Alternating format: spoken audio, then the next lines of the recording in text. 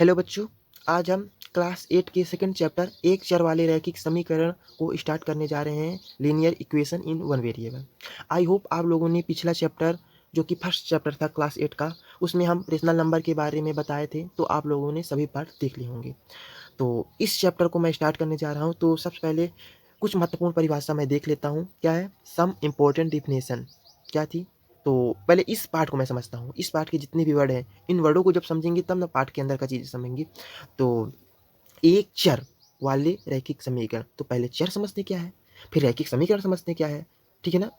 तो चर क्या है? वेरिएबल, वह राशि जिसका मान बदलता रहता है, वह राशि जिसका मान बदलता रहता है उसे चर कहते हैं।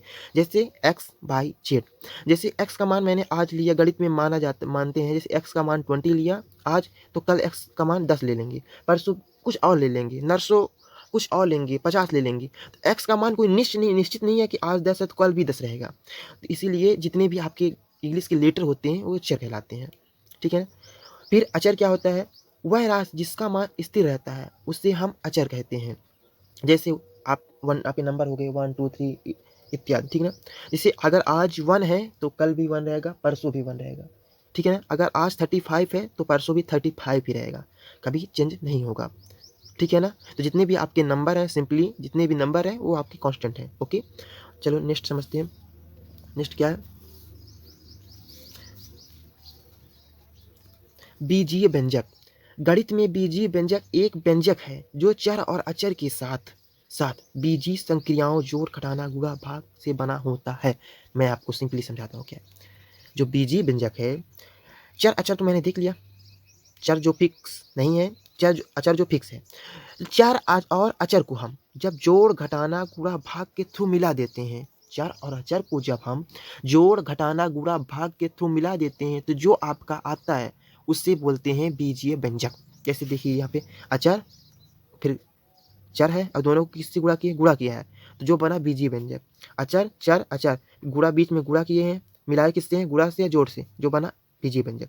अचर फिर गुणा है यहाँ पे बीच में, फिर चर फिर जोड़ा गया है, फिर अचर फिर जो गुणा किया गया है चर है, फिर जोड़ा गया है चर है, जो बना बीजीय व्यंजक।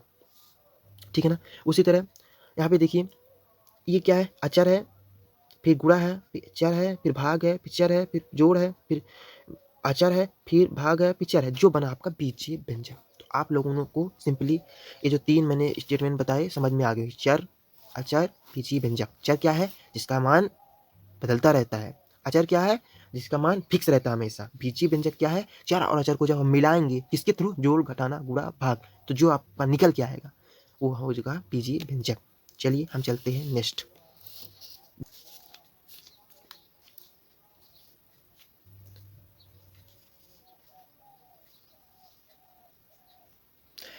नेक्स्ट डिफिनेशन क्या है? समीकरण। व्हाट इज समीकरण? समीकरण क्या है?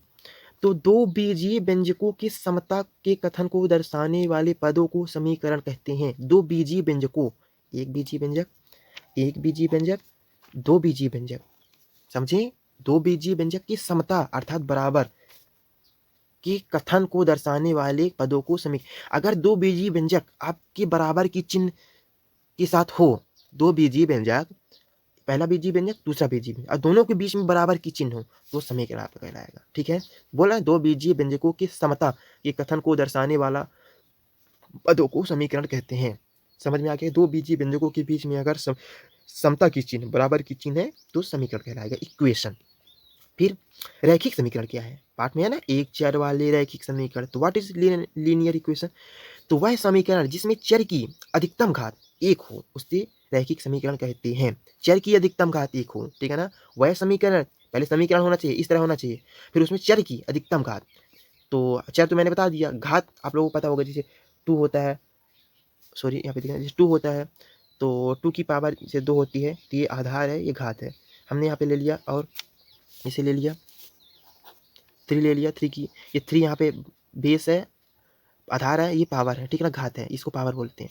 उसी तरह जैसे यहाँ पे 4 है, अगर मान लीजिए यहाँ पे कुछ नहीं दिख रहा है तो यहाँ पे 1 हमेशा रहता है, जैसे 4, यहाँ पे 1, इसको यहाँ पे इसकी पावर हमेशा 1 रहेगी, ठीक है ना? तो चल, तो वह समीकरण जिसमें चर की अधिकतम सबसे ज़्यादा घात 1 हो, तो उसे रैखिक समीकरण कहते हैं। देखिए यहाँ पे चर की बोल रहा है, चर की नहीं है, तो 2 तो क्या है? अचर है, एक्स क्या है, चर है, इसकी घात कुछ नहीं है, 1 है। फिर अचर है, फिर ये 4 है जो अचर है, ये भी चर है। तो यहाँ पे दोनों चर में देखिए सबसे ज़्यादा घात 1 है ना है, तो ये समीकरण कैसा है, रैखिक समीकरण। उसी तरह 8x + 12y + 9 = 8, पहले तो समीकरण है, फिर जो चर है, चर की घात कुछ नहीं दिख रही है मतलब 1 है। तो ये रैखिक समीकरण दोनों हुए हमारे। समझ में आ गया होगा आपको। फिर क्या है, एक चरी रैखिक समीकरण। अब पाठ का नाम था एक चरी रैखिक समीकरण, तो उसको भी समझे ना, linear equation of one variable. ये अब मैं पाठ का नाम बता रहा हूँ, इसका मतलब क्या हो, पहले इतनी डिफिनेशन, पहले चर जानोगे क्या है, समीकरण जानोगे, तब ना जानोगे कि पाठ का नाम क्या है, पूरे एक साथ बताएंगे।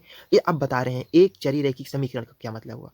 वह समीकरण जिसमें एक चर हो, चर कितने हो, एक, और चर की घात उसी चर की 1 हो, उसे एक चरी रैखिक समीकरण कहते हैं। क्या कह रहा है मैं समझा रहा हूँ सिंपल वे में, कि समीकरण में एक चर हो और उसी चर की अधिकतम घात 1 हो, तो ऐसा समीकरण एक चरी रैखिक समीकरण कहलाएगा।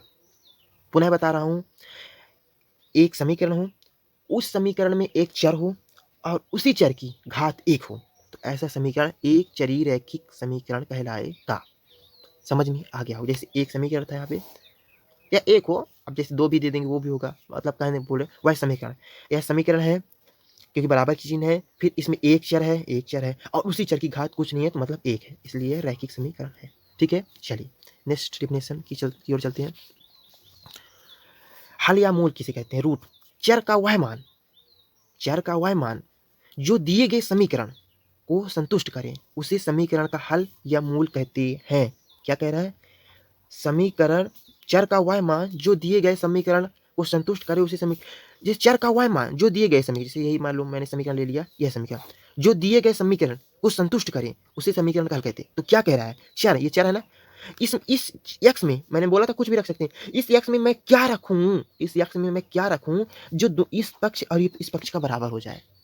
क्या बोल रहा है, इस एक्स में क्या रखूं जो ये पक्ष और ये पक्ष बराबर हो जाए, जो यहाँ पे मैं एक्स की वैल्यू रखूंगा वही समीकरण का हल कहलाएगा या मूल कहलाएगा। वही समीकरण का हल, उसी को हम समीकरण का हल कहते हैं। ओके, तो आप लोगों को ये समझ में आ गया होगा। और इसी तरह हमारी वीडियो अगर पानी हो तो आप लोग हमारे चैनल को सब्सक्राइब करिए, लाइक करिए। Thanks for watching.